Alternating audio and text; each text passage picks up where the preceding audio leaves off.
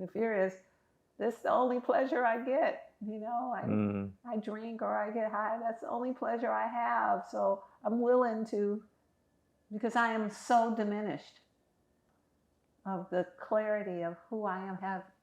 Have we forgotten who we are?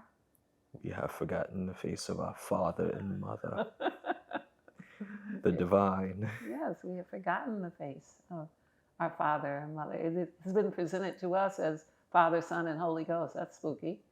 How about Mother, Father, Child? And suspect, too.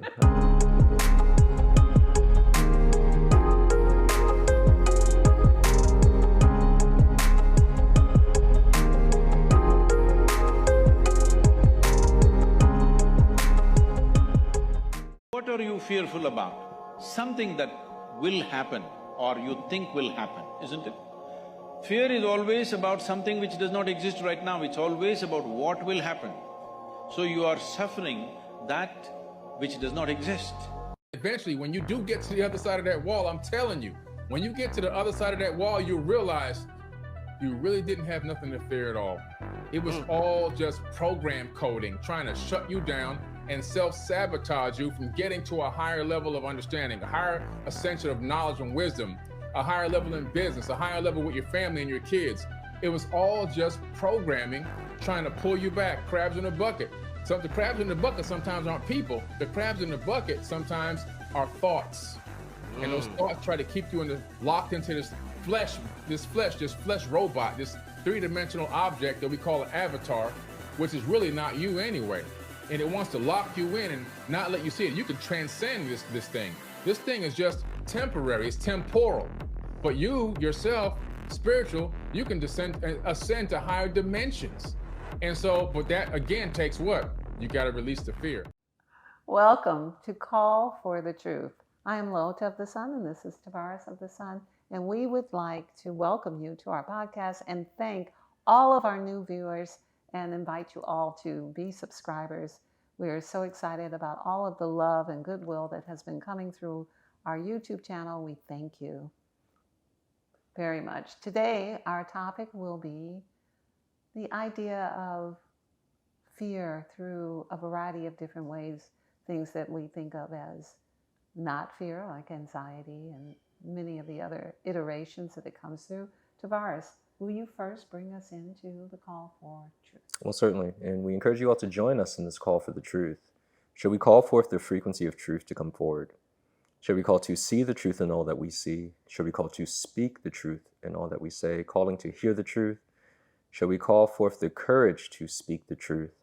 And shall we call forth nothing less than the truth to come forward into our experience? And we are in the truth, talking about fear. So there was a card pull that we did in a phone call earlier, and it said, do the thing you fear, and the death of fear is certain. And within our event soul clearing process, one of the things that we see pretty much with every soul that negatively motivates actions and behaviors is fear. And of course, it blossoms into other different things, which we don't have to go into. But fear is often, whenever you distill an experience down, it can always get back to fear, specifically that negatively motivates. And so would you expand us on this idea of fear? But what are we looking at with fear, and the idea of fear with our future and taking action and resistance, and let's create like a foundational baseline to jump from. Well, if we want to start foundationally, what we see in the third dimensional world, how humanity behaves with each other, what's happening with our children, our schools, our government, is a result of us being weaponized in fear. We have been silenced, who we are has been stolen, and it has been replaced with deep fear through our ancestry, through our past lives, and into our current time.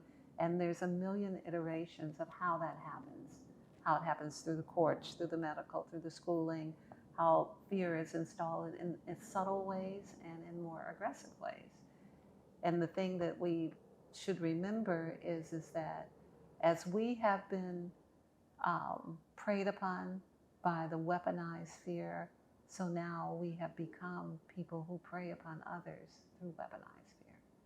You know, threatening people, insisting that they do certain things, making, you know, limiting their ability to be free, to be sovereign, to be natural.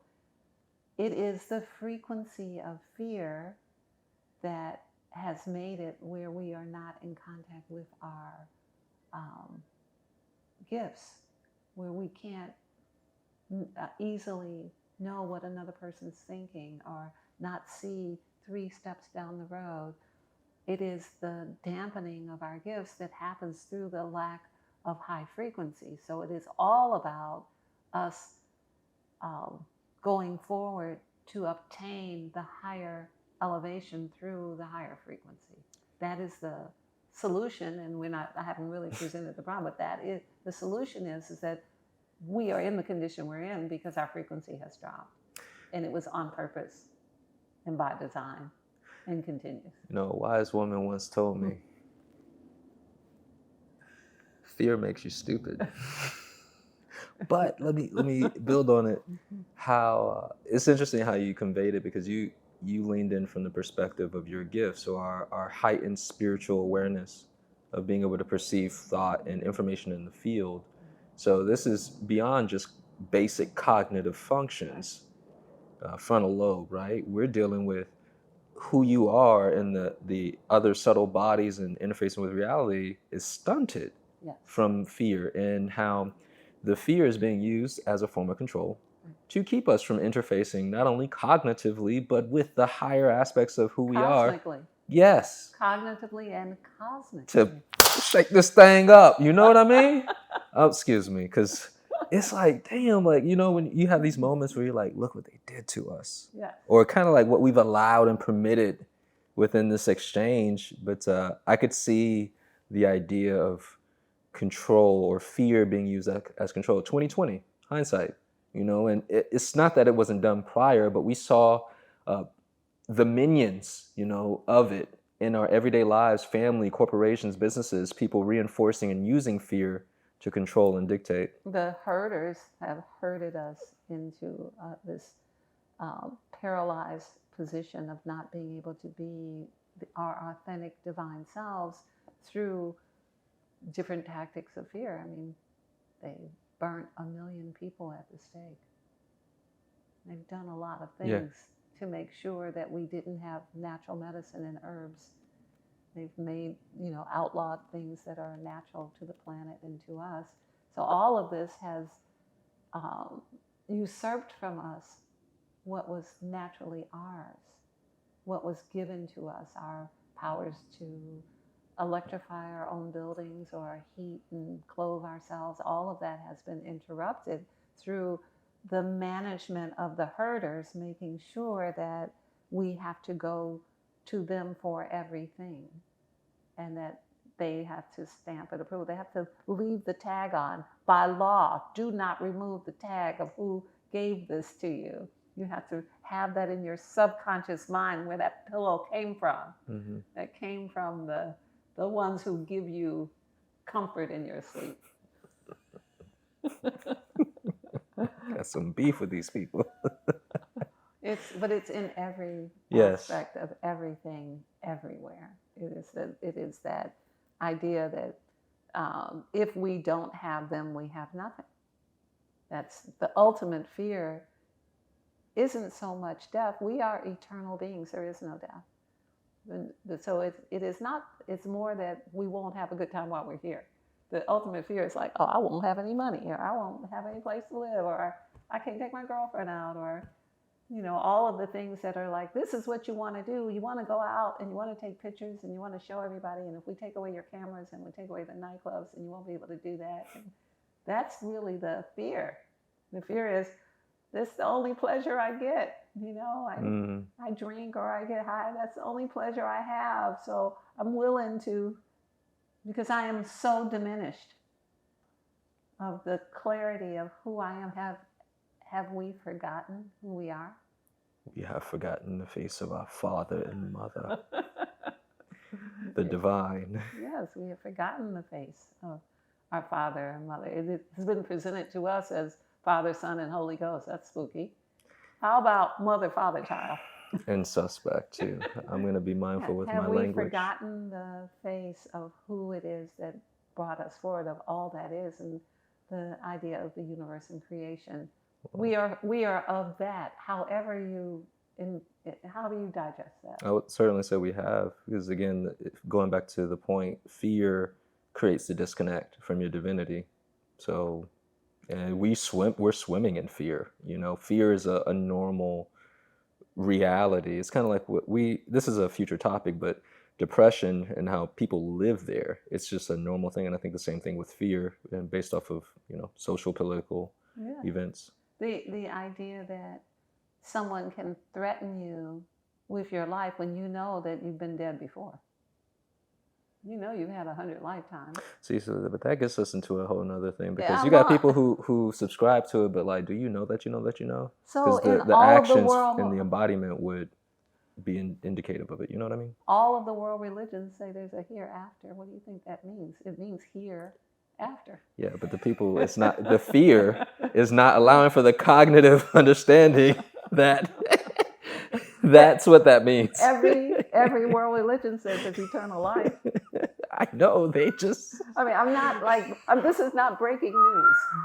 It's not. But like fear, that's what I mean. Fear stops us from seeing the full picture, and making what's obvious, it escapes us. And a lot of people see ghosts, and like, clearly something else exists. I mean, like, there's so many. Yeah. There's this. I could go on for days, but the point is that we're afraid of the thing that we already know is a lie. So we have to stop believing in what we know is not true. I have a question for you. Yes. Can we consider fear an entity? Of course. Or something more? An entity is plenty. All right. So, would you speak? It's a consciousness. Okay. So, would you speak on the idea? It's a certain frequency of consciousness. Yes. So, to that point, would you speak to the idea of egregores, or collective thought forms, for people in the back? Google it, and how that plays out with society, and the idea of how every time we take action on fear, we're feeding not just the fear in us, but the larger fear on the planet. And again, abstaining from it helps diminish. Well, I don't know if I have to talk about it. I think you just did. Oh, dang. Okay, I guess. But you give us the divine feminine and to be poetic, and I'm just facts. It's like So there are large consciousness that are sentient. And the divine masculine, the divine feminine, these are large consciousness, the consciousness of gods and heroes. These are all consciousness that have their own characteristics, but they also exist in the world of humanity and in other worlds as well, as sentient beings that are fed in the same way that if someone worships an Egyptian god, or someone worships a sea creature, that after a while that energy then embodies a certain level of consciousness into that thought form, and then that thought form then becomes that creation, so to say, and it exists in that way. And as people bow to it, feed it, worship it, it then grows with their energy, because they have willingly taken their energy out of them and giving it to them, to the next thing. Fear exists in the same way, although fear is very much like a parasite. It actually is a parasite at a certain frequency. And so when you arise above the frequency at which anything lives, you come out of its range of influence. So the morphic field that you're in, if you're in a morphic field where the frequency is low and depressed from the original frequency of the divine man or woman, then you may find yourself, as humanity has found itself, in the frequency of fear. Where everything is suffering and fear, where every experience is, I might get pulled over. What happens if that happens? Who's going to help me? What if I go to court? What if what if I can't pay my rent? All of this is done on purpose and by design to keep us at the frequency where we don't know who our Father is. You all see why I had her explain it? Would you also speak to the idea about fear? Out there's this saying or acronym, false evidence appearing real. There's all other acronyms too that are really on point, but how fear is always this future thing. It's always something that hasn't happened, but like our creative imagination is giving it life. The level of limitation that we operate in is staggering. That even though we cognitively understand a thing, like we know that there's no one in this room threatening us at the moment, there could be a person in this room feeling threatened in this moment because of the idea of the parasite of fear. The frequency that exists at does not allow for the light of illumination of the truth that they're safe. The reality is we are all safe because there is no death. And it's and we cannot be diminished. We all also know energy cannot be gotten rid of. That energy continues to exist. There really is no thing to fear. The fear is a no thing. It's a nothing. But we feed that construct, that egregore, and it becomes overwhelming and becomes bigger than all of humanity, and humanity lives in that repressed state of, no, something could happen. What if? But they're never speaking from it's happening right this second. No, it's always like, there's a thing in the far, there's this thing that's going to get me. And the solution to that is live in the moment. If it's not here in the moment, don't acknowledge it. The idea is to make each moment perfect, make the moment you're in so perfect that there's no need. We have no power in the future. We can only anticipate something maybe from the future, and in this moment make the correction that keeps us out of fear. We don't have any power in the past. We only have the power of being in the moment that you're in and making that moment that most highly vibrational moment, and that will carry you over into the next anticipated moment, which is what we can consider future. But in point of fact, there is only now.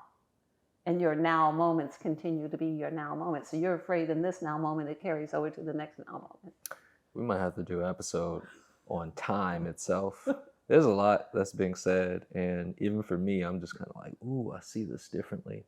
Mm-hmm. I really like that we're using the analogy of giving fear more of like an identity, a personality, almost like a face and an outline to fear, where it's not this ambiguous thing that we know everybody deals with. And while you were speaking, I could see just people having fear living in their house and just feeding it, and it's just their influence. And yeah, give me more, and like they won't kick it out. Yeah, it's like, I'm not going to answer that phone because I'm afraid that I don't remember who my father's face is. Yeah. And the fear's like, that's right, you don't remember, just feed me some more.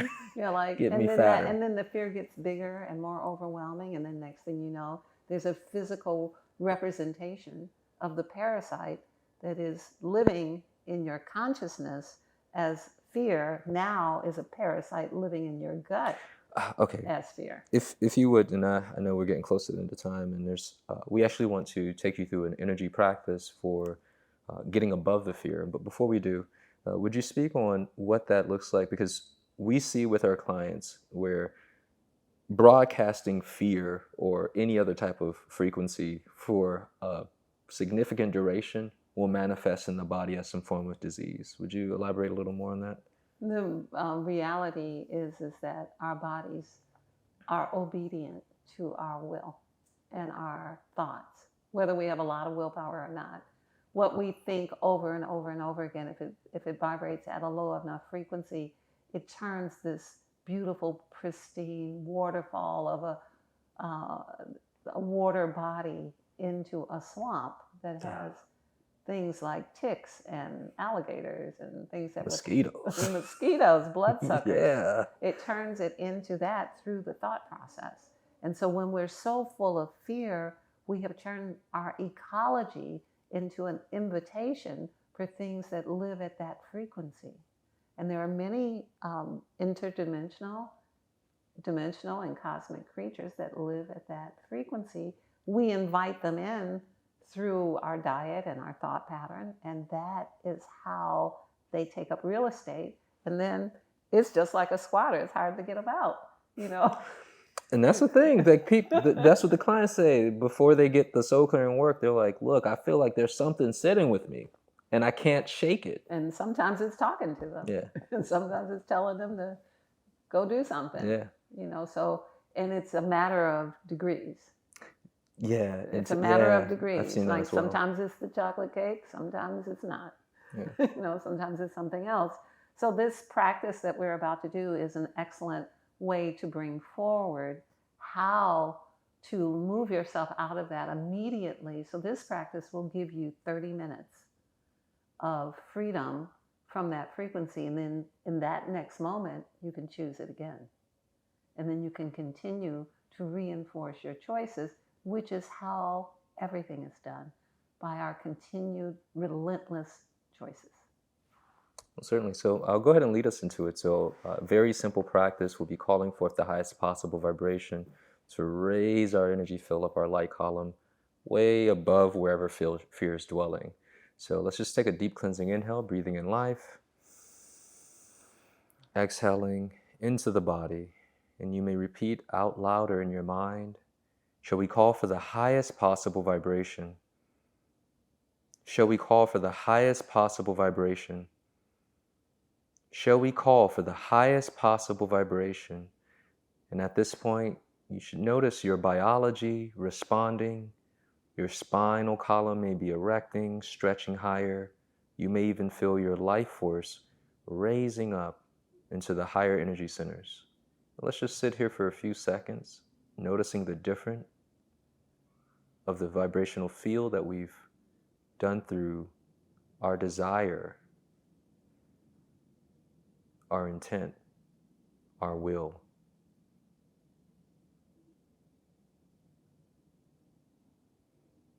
Yeah, very good, very nice. So no matter where you are, you will come up higher if it is your will to do so.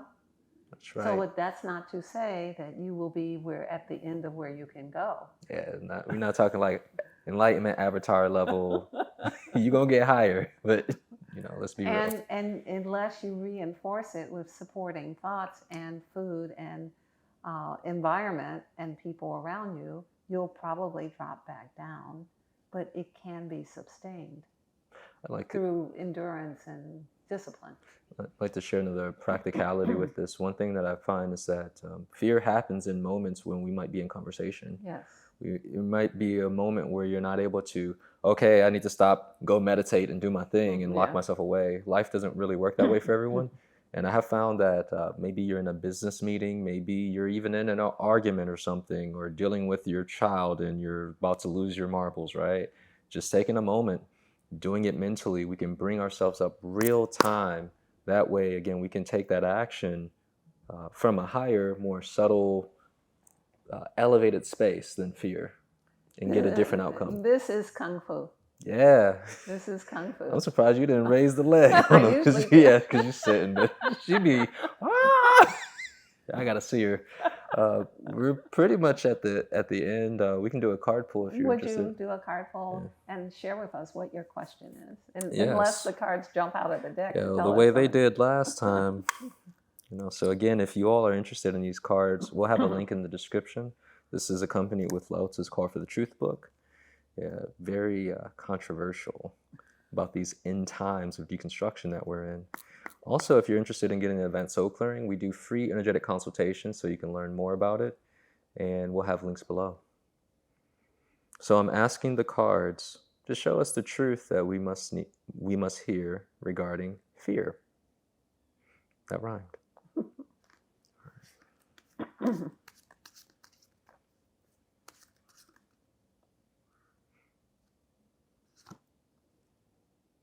Ha ha ha. Elevation. It's another blue card.